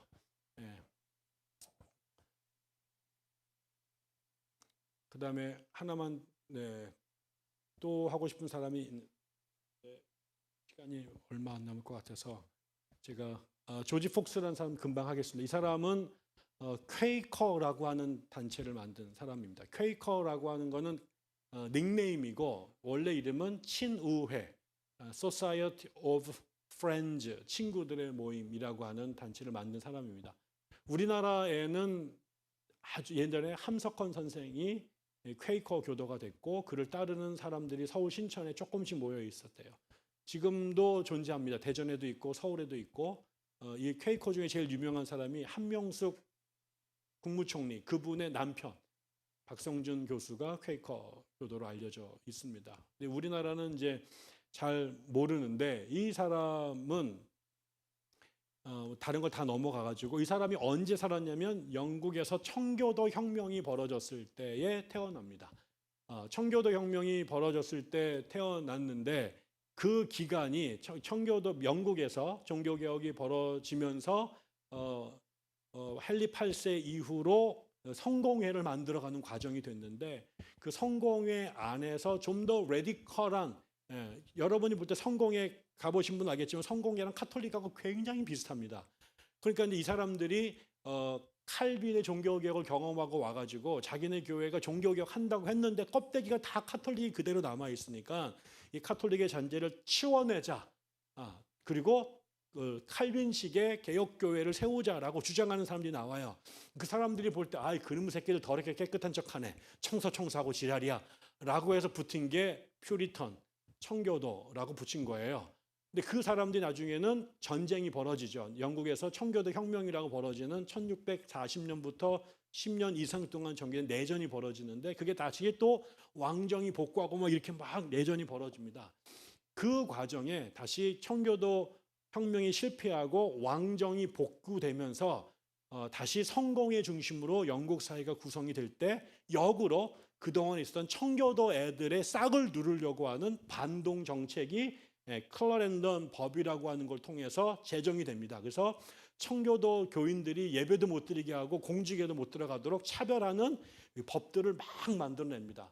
바로 그 시절에 조지 폭스라는 사람이 태어났어요. 이 사람은 청교도 집안에서 태어났습니다. 근데 어릴 때부터 아주 종교성이 예민한 그런 그 민감이 영성이 상당히 개발됐던 친구인데 이 친구가 교회를 가는데 교회가 영 거시기 한 거예요. 목사님들 설교도 그렇고 삶도 태도도 그렇고 또 성공회 가보니까 성공회는 더 심해요. 그래서 이 사람이 나중에 그 친척들을 만났는데 겉으로는 다 장로님이고 교회 겁나게 다니는데 끝나고 맨날 이거 마시고 가는 거 보면서 저게 뭐야 이런 생각이 들어요. 그래서 이 사람이 나중에 조금 컸을 때 영적인 순례를 떠납니다. 이런 갈증을 해결하기 위해서.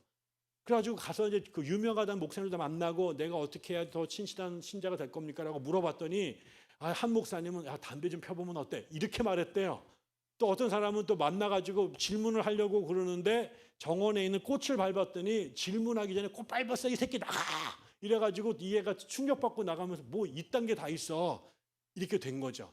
그러니까 자기는 그 당시 교회가 성공회는 옥스퍼드 대학 출신들만 목사가 될 수 있었고 청교도들은 캠브리지 대학을 나와야 목사가 됐단 말이에요. 공부 제일 많이 하고 똑똑한 사람들이 성직자인데 영성이나 지적인 능력이나 생활 모든 게 너무너무 저열했어요.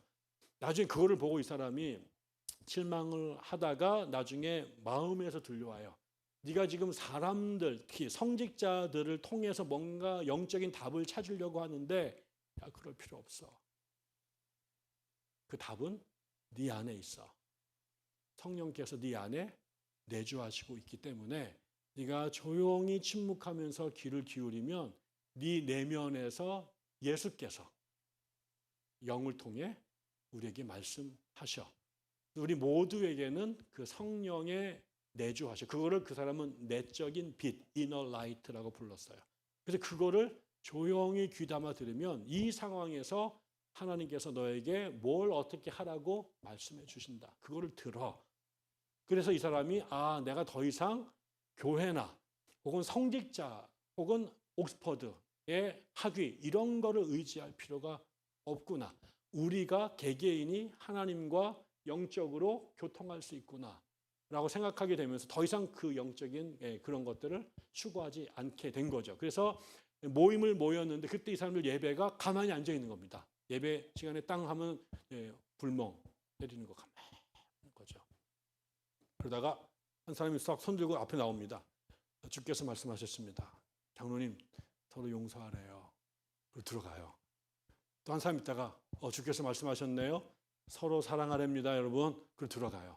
그게 예배예요. 성찬식 없어요. 목사님 설교 없어요. 근데 그날 아무 말도 없었어요. 그냥 가는 거예요. 한 시간 또 앉아 있다가 오늘 침묵하랍니다. 뭐 이런 식으로 예배를 드렸어요. 근데 이게 나중에 뭐로 발전하냐면 우리 모두 안에 하나님이 계신 거예요. 우리가 하나님의 형상으로 창조됐다는 것은 기독교인들만 하나님의 백성이 아니라 이 땅에 생명을 가진 모든 인간이 하나님의 백성이고 그 사람들은 생득적으로 하나님의 소리를 들을 수 있는 자격과 역량이 있다라는 거죠. 그게 귀족이기 때문에 더 발전하고 상민이기 때문에 없는 게 아니고 남자기 때문에 뭐 더 여자기 때문이 아니라는 거예요. 이 사람들이 우리 모두가 하나님 안에 평등하게 피조되었구나. 우리는 그 당시 영국도 귀족 왕실, 그다음에 평민들로 나눠져 있습니다. 이게 다 그건 세상이 만든 거고 우리 하나님 안에 전부 다 이퀄하다. 그게 우리에게 차별 없이 하나님께서 말씀하신다. 이렇게 돼서 얘네들이 그다음에 처음에 무슨 짓을 하냐면 그 당시 영국에서는 지나가다가 귀족이 나타나면 평민들이 그 앞에서 모자를 벗고 이렇게 인사를 했어요. 그래서 근데 얘네들이 교회가 생기자마자 뭘 하냐면 첫 번째 사회 운동이 모자 벗지 않기 운동을 합니다. 니나 나나 똑같은데 내가 왜 이거 벗어? 이래가지고 양반 앞에서 고개 딱 들고 서 있는 거죠. 그랬더니 이제 그 사회에서 싸가지 없는 놈들이라고 이제 욕을 먹기 시작한 거죠. 근데 그게 얘네들은 신앙의 실천이었어요. 그러니까 밖에 나가서 예수천당 불신 지옥이라고 전하는 것도 했지만 제일 먼저 너나 나나 우리가 같아. 그렇기 때문에 이런 제도 용납할 수 없어. 그래서 모자를 안 벗는 운동을 해요. 그게 그 다음에 뭐로 가냐? 그 당시에 영국에서 노예 제도가 최대 산업이었습니다. 아까 제일 처음에 노예 무역, 노예 사냥 무역을 포르투갈이 시작했고요. 그 포르투갈을 영국이 먹으면서 영국이 그걸 독점해요. 그게 산업혁명 이전까지 영국의 최대 비즈니스였습니다. 그게 인신매매입니다. 영국 놈들이. 그게 무슨 신사의 나라니 그건 다 개소리입니다. 걔네들은요 진짜로요 인간 잡아가지고 그 트래피킹 해가지고 먹고 살았고요. 그 다음에는 중국에서 아편 팔아가지고 돈 버내드려요. 쓰레기들입니다. 여기 혹시 영국에 관계 계신 분들 계실지 모르겠는데 여러분이 아니라 그 옛날에 그렇다고 걔네들이 그런 사회에 아까처럼 흑인과 백인이 평등하다라고 얘기해요. 그래서 노예 제도를 인정하지 않고 노예 제도를 반대하는 일에 가장 앞서섭니다. 그게 미국에도 와가지고 미국의 최초의 가장 강력한 노예 제도 반대 운동을 퀘이커들이 하게 된 거고요. 그 다음에 세 번째가 남녀 평등이에요. 남자와 여자도 평등하다. 그래서 그 사람들 안에 이 문제를 그래서 이 퀘이커라고 한 단체가 하나님 안에 우리 모두가 내적인 빛을 갖고 있다라는 그 깨달음을 조지 폭스가 갖고 난 다음에 그것을 그냥 영적으로 해석하지 않고 우리의 삶에 적용시켰더니 그게 그 당시에 모든 관습과 관행과 다 충돌이 되는 거예요. 사회가 온갖 이유로 사람들을 구획하고 차별을 정당화, 심지어 성경으로 정당화시켰는데 이 사람들에게는 그런 면에서 그러니까 어떻게 돼요? 성경을 굉장히 중요시 여겨요. 근데 그거보다 더 중요한 게 뭐예요? 성령인 거예요. 근데 그 성령이 평등하신 성령이다 라고 하니까 구약 성경 안에도 가부장제도 쩔어 있잖아요. 여자들 교회에서 셔럽하고 하라고 말했고 심지어 아까도 제가 할례 얘기를 했는데 나는 여자들이 이거에 대해서 전혀 문제 제기를 안 하는 게 너무 웃겨요. 여러분 구약 사람들은요 할례가 구원의 증표였잖아요. 근데 그 할례는 남자만 한다고요. 그러면 여자들은요 다 구원에서 1차적으로 배제된 거예요. 그 논리를 따르면. 근데 그런 것에 대해서 이 사람들이 이너라이트와 성령의 내재를 깨닫고 난 다음에 그런 문자적 그다음에 전통적 문화적 관행들을 넘어설 수 있는 힘을 거기서 가져오게 된 거죠. 마지막으로 한국분 한 분만 소개하겠습니다. 이 책도 나와 있는데 여러분 한번 조지 폭스 일기 사서 읽어보시면 재미있을 것 같고요. 마지막으로 서서평을 소개하겠습니다. 서서평은 들어보셨죠? 이 분은 독일계 미국인입니다.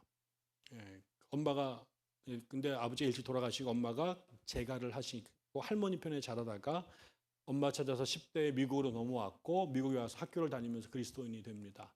그래서 그때 그 당시 미국에서 여자들에게 이제 공부할 수 있는 기회가 이제 막 열리기 시작을 했고 그때 선호하던 직업이 교사와 간호사, 그다음에 의사 이런 거였어요. 간호학교를 갑니다. 그리고 뉴욕에 있는 그 병원에 취업을 했는데 그 와중에 이 사람이 신앙이 뜨거워졌어요. 그래서 간호사를 일하다가 그 자기 병원 옆에 뉴욕 신학대학교, 뉴욕 디얼로지컬 세미너리가 있어서 거기 야간으로 가서 성경을 배우기 시작을 하죠. 그때 그 게시판에 조선이란 나라의 미국 남장로교에서 의료 선교사를 모집한다라는 광고를 보게 됩니다. 전라도 지역, 여기 우리가 아는 거 전주, 군산, 그다음에 순천, 그다음에 그 광주 이쪽 지역에 미국의 남장로교회가 와서 선교를 했는데 그중에 윌슨이라고 하는 선교사가 그 나환자들과 폐결핵 환자들을 돕는 광주 재중원이라는 병원을 세웁니다. 근데 그 의사 한 명밖에 없었어요. 물론 다 지역에 그거 다 커버하기에는. 근데 그 당시에 우리가 아는 것처럼 나병과 폐결핵이라고 하는 거는 천형이었고 걸리면 다 죽거나 아니면 나중에 다 소록도로 끌려가니까. 근데 너무 사람들이 밀려오기 시작을 했어요. 그래서 혼자 감당할 수가 없으니까 이 윌슨 선교사가 남장로교에다가 SOS를 청하면서 선교사를 보내달라고 얘기를 해요. 근데 안 옵니다. 여러분, 우리나라가 19세기 말 20세기 초반에 엄청나게 많은 선교사들이 왔잖아요. 그런데 한 번도 선교사 정원의 70% 이상을 채운 적이 없대요. 그 얘기는 늘 인력이 부족했고, 그 얘기는 현장에 있는 선교사들이 다 과로를 할 수밖에 없었던 거죠. 그래서 우리 미국에서 그 당시에 보낸 선교사들이 전 세계, 특별히 아시아에서 일본, 인도, 중국에 대규모로 갔고 우리나라도 왔는데, 그 선교지 중에서 조선에서 가장 많은 희생자들이 나왔답니다. 1년을 못 채우고 돌아간 사람들이 부지기수였고요. 여러분도 양화진에 가면 그 선교사들 묘지가 있고 그 옆에 아기들 묘지 있는 거 봤어요? 예. 거기에 누구지, 그 유명한 우리 선교사 가족이 있는데 그 할아버지가 저기 평양신학교 교수한 그 집안의 3대 마포삼년 말고요. 그분보다 덜 유명하신 분인데 우리는 한국교회사 책도 쓰시고 그런 분이 계세요. 근데 제가 10여 년 전에 이만열 교수님하고 미국에 가가지고 그 3대의 자식을 만났어요. 그분이 텍사스에 있는 무슨 대학교의 한국학 교수로 있더라고요. 하버드에서 박사를 받고. 근데 그분이 우리나라에서 태어났어요. 그래가지고 이분이 자기네 가족의 한국에서의 삶을 책으로 표현했어요. 근데 그 책 제목이 뭔지 아세요? Living Dangerously in Korea. 한국에서 살기 겁나게 더러워. 뭐 이런 뜻이죠. 그게 책 제목이에요. 근데 거기에 그 사람 기록에 의하면 우리나라에 온 그 당시 선교사들이 보통 5명 정도 아기를 낳는데 그 중에 3명은 10살 전에 죽었대요. 그게 조선의 선교지였다고요. 그러니까는 요코하마, 거기 그 샌프란시스코에서 배를 타고 요코하마로 가서 거기서 부산으로 제물포로 왔는데, 요코하마, 샌프란시스코에서 헤어질 때는 이 사람들하고 다시는 못 볼 거라고 대부분 생각을 해서 그게 다 울음반의 난장판이었다는 거 아니에요? 이 자매가 30대 중반에 우리나라에 옵니다. 그 윌슨 선교사를 위해서 광주로 와요. 그리고 나중에 광주, 군산, 서울 여기를 다니면서 간호사 생활을 해요. 근데 이제 이분이 되게 재밌는 게 뭐였냐면, 우리나라에 왔는데 아까 병자가 너무 많고 근데 병원은 너무 없고 이런데 의사들도 만성 부족이고 간호사도 마냥 부족이에요. 근데 아무도 이 문제를 해결할 방법이 없는 거예요. 그런데 자기가 의사는 못 키우지만 자기가 간호대학 나와서 간호사를 했으니까 간호사들을 양성하는 걸 도울 수는 있는 거죠. 그래서 조선인 여자들을 데려다가 자기 가는 병원마다 간호부 그 학교를 세워가지고 그 사람들을 간호사로 양성하는 일들을 해냅니다. 근데 이거를 위해서는 교과서가 필요하잖아요. 그래서 이 여자가 천부적인 능력을 발휘해서 어마어마하게 빠른 속도로 조선어와 일본어와 한문을 마스터를 해요. 그래서 자기가 미국에서 공부했던 영어로 된 간호학 교과서를 한국말로 번역해내기 시작해요. 그리고 그걸로 갖고 자매들을 가리켜요. 근데 그거 갖고도 이제 그 다음에 뭘 하냐면 이 사람은 자기가 여자니까 조선의 여자들이 보이는 거고, 또 여전히 남녀 7세 부동성의 남자들을 하기는 어려웠어요. 그걸 자기가 철저히 인식하는 거. 난 여자고 목사도 아니고 나이도 노처녀였고 그 당시 기준으로 자기가 할 수 있는 거를 찾은 거죠. 그래서 아까 간호부를 만들고 교회에 가요. 그 광주에 있는 교회에 다녔는데 그 당시에 한국 교회가 가난하니까 선거부가 돈을 보내지만 그거 갖고 교회를 다 운영할 수도 없고, 그래서 이 사람이 자기가 선교비를 받죠. 근데 이 사람은 싱글이었잖아요. 그리고 환율차가 엄청났다고요. 여러분들 그 당시에 선교사들이 우리나라에서 제일 먼저 한 게 뭐냐면 기도원을 세우고 뭐 성령 받고 그런 게 아니라 선교사들이 오면 제일 먼저 한 일이 땅 보러 다니는 겁니다. 그래서 제일 좋은 곳에 땅을 사요. 거기다가 선교사 미션 컴파운드를 세우고 거기다가 교회, 병원, 학교를 세우죠. 대부분 모두가 우러러보는 언덕에다가 세웁니다. 그거 자체가 사람들한테는 이게 뭐죠? 디즈니랜드 같은 거예요.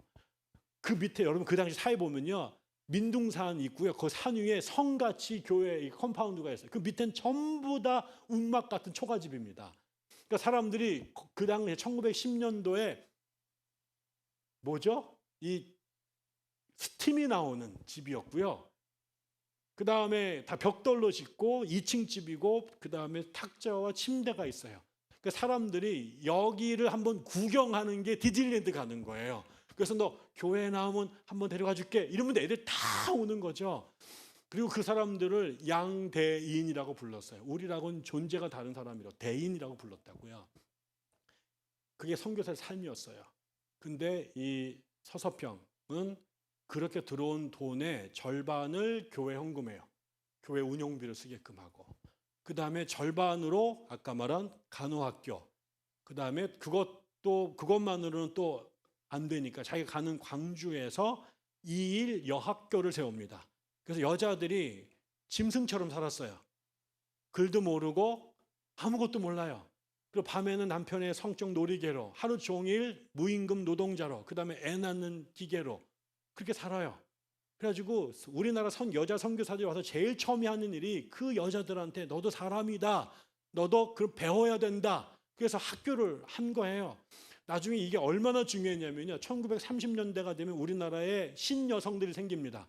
동경 유학 갔다가 온 사람들이 우리나라에 이제 와서 여성 운동을 하기 시작해요. 근데 그 운동을 원래 그 전에는 교회가 있고 그 다음에 그 교회가 키워낸 애들이 유학 갔다 와가지고는 신문명을 받아들이고 와서 그 중에 이제 1930년대부터 사회주의자들이 쏟아져 나오기 시작해요. 그래서 그 유명한 그 박헌영의 여자친구였던 친구들 주세죽이라고 하는 자매, 그 다음에 허정숙, 나중에 북한에서 김일성 다음으로 여성으로 제일 높은 자리에 올라간 그 아버지가 두 글자인데 그 나중에 초대 평양 김일성 대학교 총장 지낸 그 집안, 다 기독교 집안들입니다.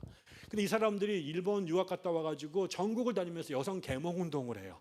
근데 그때 이렇게 사람들을 모아놓고 계몽 운동을 하는데 보통 대부분 90%가 동태 눈에 막 거의 사람 같지도 않은 남자들이 이렇게 알려 있는데 그 중에 이 사람들이 아까 이게 사회주의자들 한 얘기예요.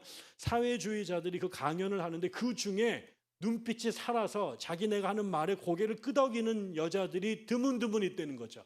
100% 교회 다니는 여자들은. 우리나라 최초의 페미니즘 운동은 교회가 한 거예요. 그런데 그 사람들을 그게 학교가 없었기 때문에 서울은 이화가 있고 정신이 있었지만 지방에는 그런 거 없었을 때 이 여자가 자기 사비로 자기 집에서 일학원, 여학원이라는 걸 세워요. 근데 그 교과서 애들 먹이는 거, 옷 입히는 거 다 자기 사비로 합니다. 그게 결국은 자기가 받은 돈의 3분의 2가 손도 만져보지 못하고 교회로 그다음에 이 여자들 먹이는 대로 나가는 거예요. 이 사람이 나중에 그러고 나서 그 당시 아까처럼 끊임없이 나환자들과 폐병 환자들이 나오니까 고아들이 무지무지 쏟아지는데 정부가 이런 거 전혀 몰랐어요. 근데 이 사람이 평생 결혼 안 하고 50대 중반에 죽었는데 자기 자식을 13명인가 12명인가를 이 고아들을 입양해서 자기 호적에 올립니다. 그 중에는 나환자 자식도 있었어요. 나중에는 이 사람이 걸어다니는 종합병원이 돼요. 걸어다니는 종합병원이 돼서 이 사람이 죽어요. 죽을 때 병명이 뭔지 아세요? 응?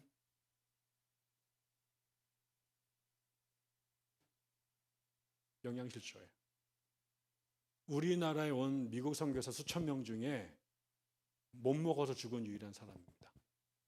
나중에 죽었는데 여기 나오죠. 남긴 집이 부서질 위험이 컸는데 집을 한 번도 안 고쳐. 거기 어디에도 나와요. 이 사람 집이. 동아일보 이 기사가 나왔거든요. 그 당시에. 사람이 살 수 없는 쓰러져가는 움막에서 살아요. 아까 다 그런 양대인 집에 2층 양옥집에 선교사들이 살았는데 이 여자는 그런 집에 한 번도 산 적이 없어요. 그리고 죽었을 때 담요 반조각, 돈 7전, 강냉이 2곱 이게 이 여자가 남긴 전부 다고 영양실조로 죽어요. 그리고 죽은 자기 시신을 의과대학의 해부용으로 기증하고 죽습니다. 근데 이 사람이 문제가 뭐냐면 죽기 전에 선교사들, 남장로교 선교사들이 연판장을 돌려가지고 미국 남장로 교회에 편지를 보내서 이 여자 소환하라고 연판장을 돌려요. 왜냐하면 이 여자가 선교사들의 품위를 떨어뜨리는 아주 저열한 년이다 이렇게 얘기를 했어요.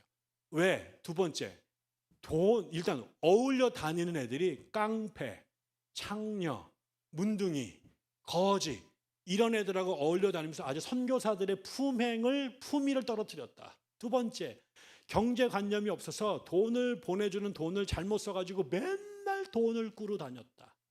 이건 선교사 자격이 없다. 그래가지고 이제 이 사람을 끌고 가라고 얘기를 한 거예요. 그런데 이제 이 사람이 죽었어요. 그리고 대충 처리해서 묻으려고 그랬거든요. 그런데 그 소식이 밝혀지자 광주가 난리가 났어요.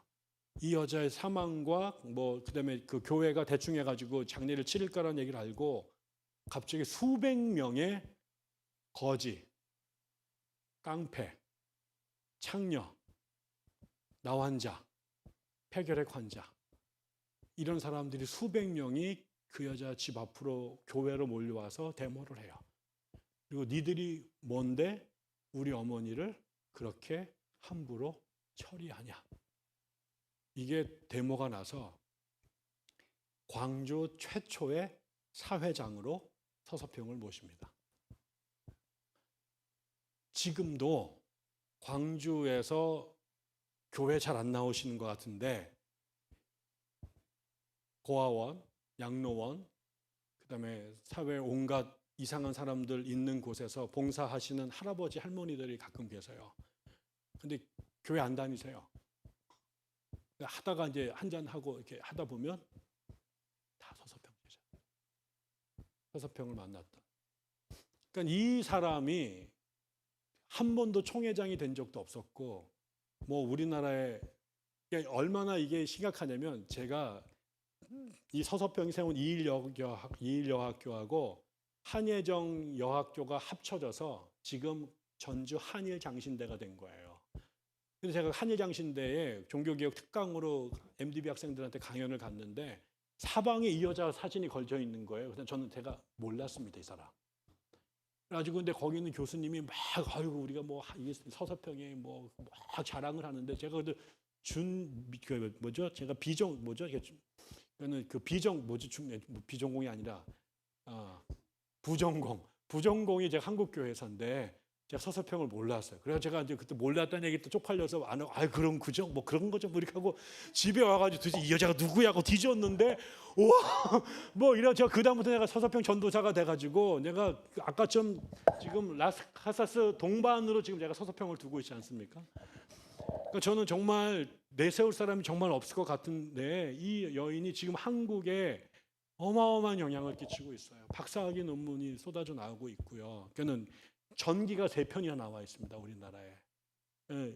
우리나라에도 라스카사스에 준하는 프란체스코에 준하는 인물이 있었다라고 말할 수 있는 이 사람의 사역이 뭐였냐면 미국에서 그렇게 얼마든지 잘 먹고 잘 살 수 왔었던 다른 선교사 살 때 스스로 인카네이션이 돼서 자기를 비워서 그 당시에 가장 차별받는 사람들을 차별 없이 받아들였고 그래서 자기가 나중에 굶어서 죽어가는 병치레하다가 죽어가는 사람이 될 정도로 그 삶을 살았고 그것이 그 당시에 사회에서 사람 취급받지 못했던 사람들이 자신을 사람으로 대접했던 그래서 어머니라고 불렀던 사람들 그 사람들의 삶에 어마어마한 영향력을 끼쳤고 광주 지역의 그 나중에 이현필이니 이런 사람들이 다 이 양반의 영향을 받았다고 다 고백을 하게 된 거죠.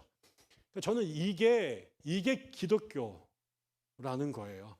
예수를 잘 믿는다, 성경을 열심히 공부한다라는 게 성경 퀴즈대에 나가가지고 많이 맞추고 이러는 게 아니라 예수를 제대로 믿으면 이게 그 귀결점이라는 거죠. 밥을 먹으면 그 다음에 뒤로 뭐가 나오는 것처럼 운동을 열심히 하면 근육이 올라가는 것처럼 공부를 열심히 하면 영어 단어를 암기할 수 있는 것처럼 예수를 제대로 믿으면 그것의 가장 중요하고 분명한 증거가 사람을 함부로 대하지 않는 사람이고 이 땅에 어떤 사람도 그렇게 함부로 그렇게 짐승 취급으로 당할 수 없고 사람을 물건 취급해서도 안 되고 사람을 숫자로 불러서도 안 된다라고 하는 것을 알게 되는 거예요. 그러니까 예수를 그렇게 오래 믿어서 교회에 대한 법은 줄줄 알고 총회 교단법은 줄줄 해가지고 정치 그렇게 잘하는데 이거가 안 된다. 그거는 예수를 똥으로 믿은 거예요. 그러니까 결국 이게 한국이 초창기에 어떻게 500년 유교 사회, 아니 더 믿으면 1500년 이상을 유학이 지배했었고 그거보다 더 오랫동안 5000년을 무속이 지배하던 그 사회에 기독교가 100년 만에 사람들의 마음을 끌고 들어갔을까요? 어떻게 그 140년 전에 1800년대 그 사람들이 그렇게 서양 귀신이라고 비판하던 종교의 마음의 문을 열 수 있었을까요? 그거는 기독교가 가르쳤던 심오한 철학이나 예배의 현란함이나 장풍 날리고 공중부양을 했기 때문이 아니라 그 유교 사회에 쩌들었던 조선 사회에 사람들을 못 봤던 사람들이 예수 앞에서 교회 앞에 가면 나를 사람으로, 나를 백정이 아니라 문둥이가 아니라 나를 인간으로, 그것도 하나님의 형상을 받은 사람으로. 그래서 아까 목사님 말씀하신 것처럼 양반과 상놈이 같이 예배드릴 수 있었던 유일한 사회였고, 그게 그렇게 홍길동이 꿈꾸던 대동사회라는 게 예수 안에서, 성령 안에서, 교회 안에서 현실이 되는 걸 봤거든요. 그럼 그 시대에 사람 대접받지 못했던 사람들이 어디 가겠습니까? 거기 가면 제가 그 주일학교에 그 어린아이가 그 집사님의 가슴 때문에 그 교회를 다니었던 그 어린아이 마음이 똑같지 않겠어요? 그럼 오늘날 왜 안 올까요? 못 와요. 저도 강남에서 목회를 하는데 내가 언제부터 알았어요. 교회를 제대로 다니려면요, 팔자가 좋아야 돼요. 이제 나는 사람들이 왜 성경 공부 안 오나 막 제가 지랄지랄 했는데 나중에 알고 보니까는 하루에 3교대하고 알바 때는 친구들 그 시간에 올 수가 없는 거예요. 근데 누가 잘 오나? 아이고, 남편이 잘 벌고 교회에 봉사할 수 있는 시간과 여력 있는 사람, 그런 사람들이 기독용고 니에메도 오는 거예요. 그게 안 되는 사람들은 오지도 못해요. 아니 이게 우리 교회도 아주 내가 너무너무 사랑하고 좋지만 담임 목사가 학자고 박사니까 그런 인간들만 와요. 그러다 어느 날 공고를 나온 사람이 왔는데 2주 다니고 못 다니겠다는 거예요. 뭐 하십니까? 뭐 로펌 다니고 언대 교수고 뭐 CEO고. 우리가 장애인이 한 명이 왔어요. 휠체어 타는 애가 6개월 다니고 다닐 수가 없어요. 자기 빼고 다 멀쩡하잖아.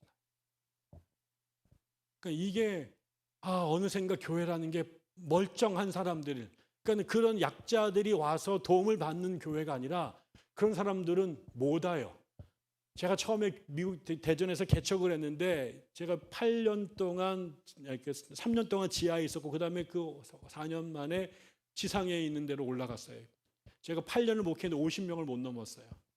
그래서 제가 3년 동안 지하에 있을 때 우리 교인들이 오는데 그때 처음 알았어요. 우리나라에 교회에 리그가 있다는 것을. 메이저리그와 마이너리그와 트리플 A가 있어요. 저희 교회 온 사람들은요, 지상에 있는 교회를 못 다니는 사람들이 지하에 오더라고요. 신용불량자, 조현병자, 그다음에 실업자. 대상에 저는 한 번도 그 전에 본 적이 없는 사람들을 주사랑교회 개척 3년 동안 다 봤어요. 저녁에 막 전화 와요. 11시에 목사님 제가 지금 우리 딸내미 끌어안고 옥상에서 뛰어내리려고 하는데 제가 지금 교회 주보를 밟았어요. 목사님 기도해 주세요. 막 가슴이 벌렁벌렁. 그런 사람들이 거기에 오더라고요. 어떤 사람은 18년 동안 19군데 교회를 다닌 사람도 있어요. 그런 사람들이 멀쩡한 교회에 못 다닙니다. 우리의 고민이죠. 어느 동안 그렇게 돼버렸습니다. 우리가. 그러니까 교회에 와야 될 사람들은 못 오고 그 사람들이 다른 곳으로, 다른 종교로, 심지어 이단으로 가는 거예요. 결국은 교회가 살아남는 방법은 다른 게 아니에요. 오늘날처럼 한국의 교회를 보세요. 광장에서 태극기를 들고 흔드는 사람들 안에 적대감, 그들의 말은 다 증오, 그들의 증오의 대상자들이 있어요. 우리는 더 이상 사랑을 말하는 종교가 아니라 우리가 규정해 놓은 사람들을 특정해서 융단 폭격을 하면서 그들을 죄인으로 규정하고 죄를 인정하지 않으면 교회 안 받으겠다고 하는 사람들이 너무너무 많아요. 온갖 혐오와 배제와 차별을 가장 심하게 하는 곳이 교회가 되어버렸으니 그 대상이 되는 사람들이 전에 교회가 끌어안았던 사람들이 우리 조상들이 그래서 교회를 나왔는데 이제 그 사람들은 못 다니는 교회가 돼버린 거죠. 이 문제를 어떻게 극복하느냐가 우리가 다시 교회로서의 존재감을 드러낼 것인가, 아니면 교회라는 간판을 두고 교회 나와야 될 사람들을 교회 바깥으로 밀어내는 공동체가 되지 않을까라는 것이 저에게도 가장 두렵고 무서운 이 시대 과제인 것 같습니다.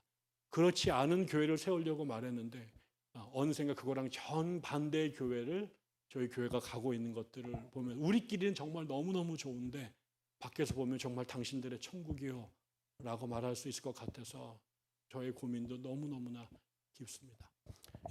오늘 여기까지 하고 내일은 또 다른 이야기로